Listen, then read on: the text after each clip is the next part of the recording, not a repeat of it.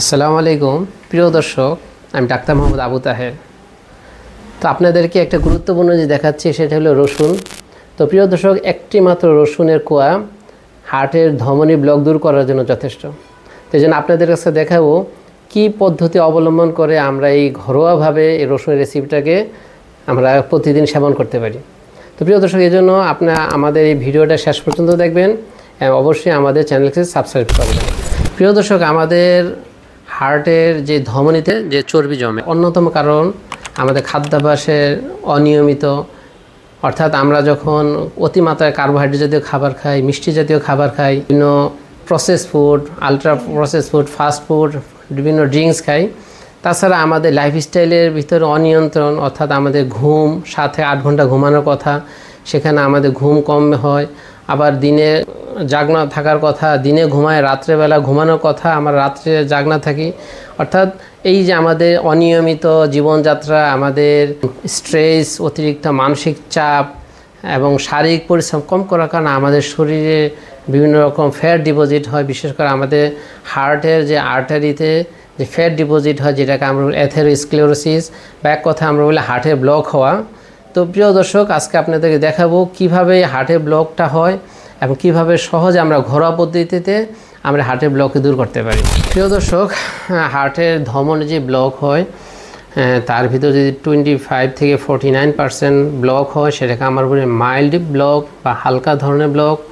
যদি 50 to 69% পর্যন্ত block হয়, সেটাকে আমরা বলি মডারেট ব্লক বা মাঝারি ধরনের ব্লক। মোর দেন 70% যদি হয়, সেটাকে আমরা সিভিয়ার ব্লক বা মারাত্মক ধরনের ব্লক। এবং 100% যদি হয়, সেটা তো কমপ্লিট ব্লক, সম্পূর্ণ ধরনের ব্লক। তো প্রিয় দর্শক, যদি মাইল্ড ব্লকের ক্ষেত্রে এটা অবহেলা করার সুযোগ নেই, যদিও এই ক্ষেত্রে রোগী বুঝতে পারে না যে তার যে ব্লক আছে, কখনো কখনো যদি পরীক্ষা করে ইসিজি করতে গিয়ে তার ধরা পড়ে, কিন্তু এই মাইল্ড ব্লকও অনেক সময় হার্ট অ্যাটাকের ঝুঁকি বাড়িয়ে দিতে পারে। এই জন্য অবশ্যই মাইল্ড ব্লক এবং মডারেট ব্লকের ক্ষেত্রে এবং সিভিয়ার ক্ষেত্রে অবশ্যই এই রসুনের যে জুসটা আমরা দিব, রেসিপিটা দিয়ে, সেটা অবশ্যই খাবেন।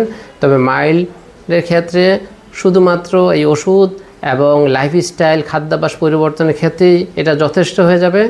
মডারেট এবং সিভিয়ার ব্লকের ক্ষেত্রে অবশ্যই এটা পাশাপাশি চিকিৎসকের পরামর্শ মোতাবেক অন্যান্য ওষুধ গ্রহণ করবেন। প্রিয় দর্শক, চলুন যে রসুনের যে রেসিপি আপনাদের কথা বলছিলাম, যে রসুনটাকে আমরা দেখাই 1 কোষ বিশিষ্ট এটি দেশি রসুন আমরা এখানে নিয়েছি। এই যে রসুনটাকে আমরা খোসাটাকে খুলে এখানে নিয়েছি।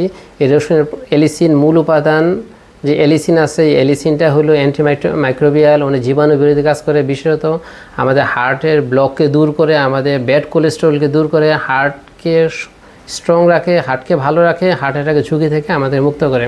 সেই রসুনটাকে আমরা পেস্ট করে এখানে নিয়েছি। 5টা রসুনকে আমরা এখানে একটা পরিমাণ আমরা ব্যবহার করব। তারপরে প্রিয় দর্শক, এখানে আমরা লেবু নিয়েছি। তো লেবুতে প্রচুর সাইট্রিক অ্যাসিড আছে, এটা আমাদের ক্যালসিয়াম শোষণকে, অ্যাবজর্পশনকে বাড়াবে এবং এটা অ্যান্টিঅক্সিডেন্ট হিসেবে অনেক কাজ করে এবং আমাদের লিভার কিডনিকে ডিটক্সাই করে। সর্বশেষে আমরা এখানে মধু নিয়েছি।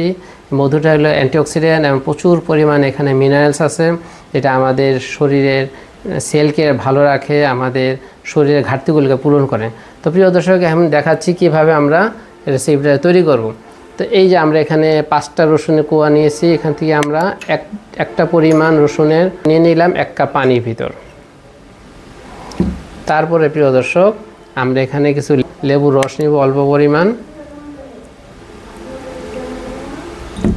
সর্বশেষ আমরা মধু নিব 1 চা চামচ পরিমাণ। তো প্রিয় দর্শক, এই হলো আমাদের রেসিপি পরিপূর্ণ হয়ে গেল। এটা রসুন, লেবু এবং মধুর সমন্বয়ে একটা রেসিপি আমরা তৈরি হয়ে গেল।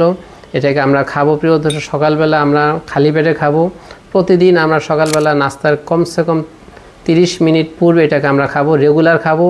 তবে যাদের গ্যাস্ট্রিক বা আলসারের সমস্যা আছে তারা খাবারের পরে খাবেন। তো প্রিয় দর্শক, স্বাদ অনেক চমৎকার, আমরা খেয়ে দেখাচ্ছি। বিসমিল্লাহির রহমানির রহিম।